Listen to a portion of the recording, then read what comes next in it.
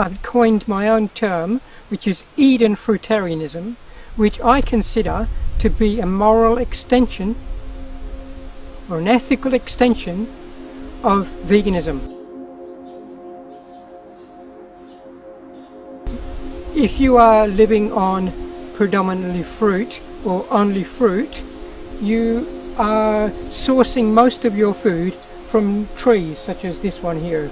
And one of the advantages that this has over conventional food production is that trees are the most beneficial to the planet. The most beneficial type of plant that we can be focusing on growing are trees. They help retain the topsoil, they keep the temperatures steady, they offer shade to the ground, and very importantly also they offer habitat to all kinds of little critters that come along and live in them or live around the trees.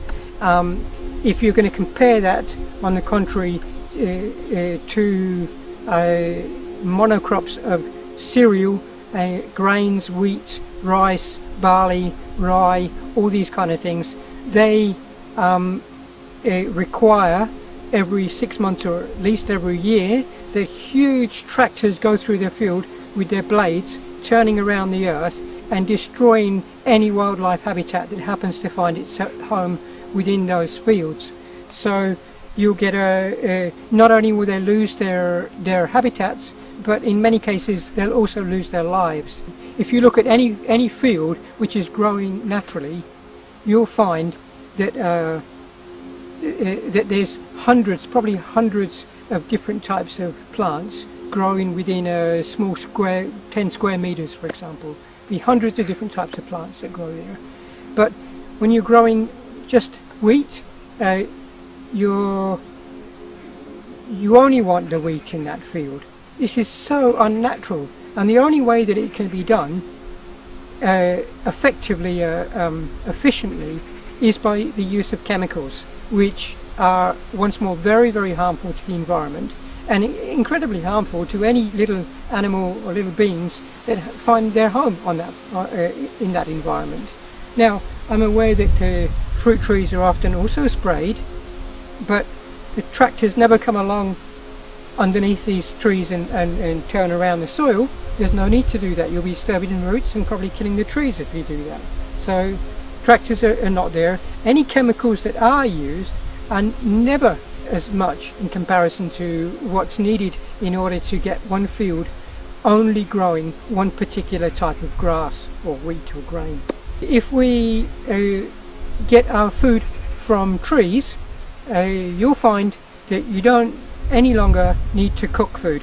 It does require energy to cook that food, and that energy is always inherently destructive. The more you can minimize the use of energy, the better off the planet will be.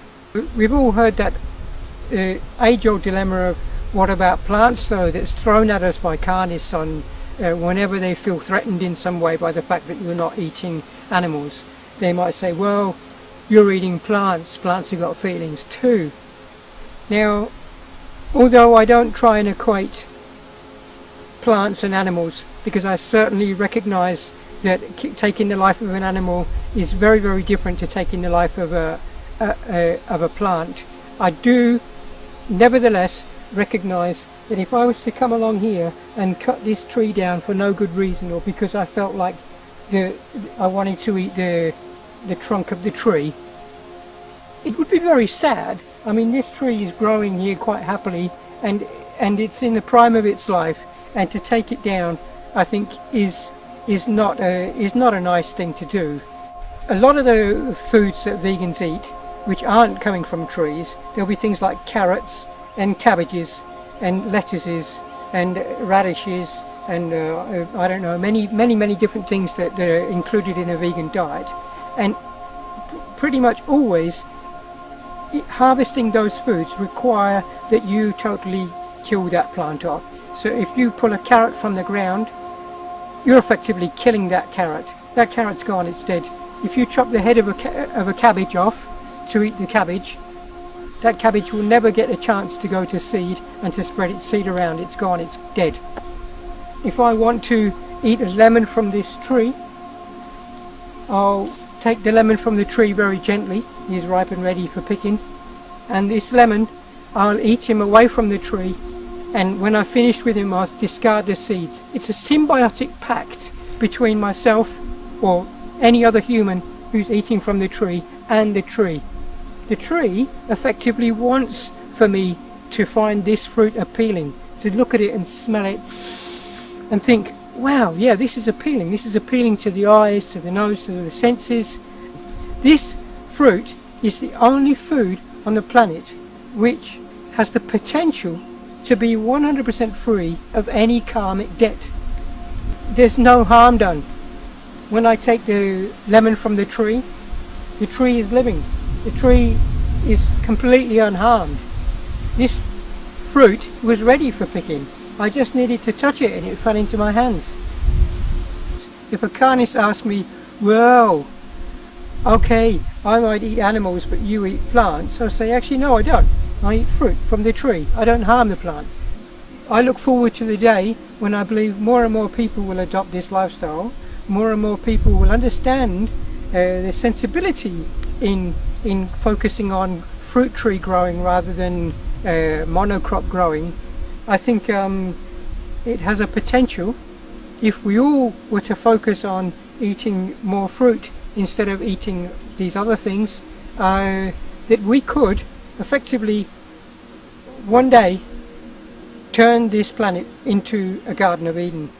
I believe that this planet, nestled beautifully in the Goldilocks zone, has a potential to become a paradise.